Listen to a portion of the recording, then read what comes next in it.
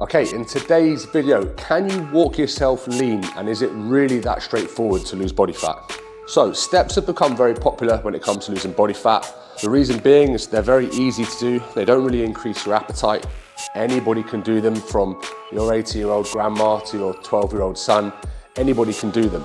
But one thing we need to remember is, obviously, we need to be in a negative energy balance. I'm not going to go into that here, but we all know without the deficit, there is no fat loss. So I've had great success with clients over the years incorporating steps into their daily plan. I've done it with myself. I've got myself extremely lean from increasing my step count.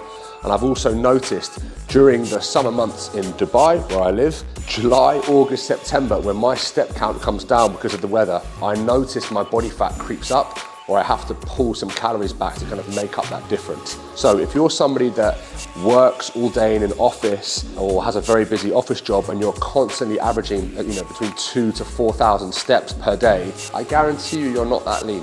Steps can be so powerful during a fat loss phase. I even had a client, I'm not going to say his name, who was able to continue losing body fat at 3,000 calories because he's a hairdresser and he's on his feet all day. Every single day he was doing between 18 and 20,000 steps, and he was just losing weight, losing weight, losing weight. It's so underrated. I had to put him on 3,000 calories just to hold his body weight. Imagine when he decided to go into a fat loss phase, how quickly we got it done. So the benefits of walking, first of all, you're not going to get injured like with a lot of different cardio stuff. It doesn't massively increase your appetite. You can do it anywhere, at any entry level. You can be overweight, underweight. Anybody can jump into it and just start doing steps straight away. How many calories do we burn? So there's different kind of studies on this, but let's just say it's between 30 and 50 calories per 1,000 steps. So let's just take me, for example. If I can burn 50 calories per 1,000 steps and I do the standard 10,000 steps per day, that's 3,500 calories burned per week. On paper, that should be 1 pound of fat per week. That's 2 kilos a month. Another thing we need to take into consideration is the type of steps. Let's take that female who burns 30 calories per 1,000 steps and let's get her to power walk, okay? Suddenly we have an increase there, maybe 40, 45 calories per 1,000 steps. If we can bring a treadmill into the mix, then we have a massive control over how many calories we burn. We can increase the incline, we can increase the speed. We can do both at the same time. You can continue burning calories by just increasing the incline on their treadmill or increasing the speed to know that they're going to continue losing body fat throughout the duration of their fat loss phase. Now, one thing we have to consider is time management as well. Mr. CEO boss man might not be able to do 14,000 steps a day as they are in an office job. Like I said at the start of the video, they're probably the 2,000 to 4,000 steps per day on average person who I guarantee you is extremely overweight. Unless they have real control over their meals and they're constantly eating in a deficit, if they have any normal lifestyle and they have some drinks on the weekend, they have a family and eat the foods they enjoy, if they're doing 2,000 to 3,000 steps a day, even if they're weight training, they will have excess body fat, okay?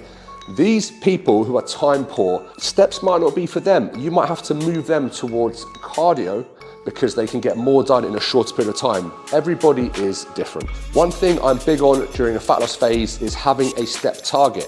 Like I said before in this video, as you put someone deeper and deeper into a deficit for longer and longer, they will just start to slow down. The body starts to shut down and doesn't really want to move anymore. You'll feel more tired, you'll have an increase in hunger.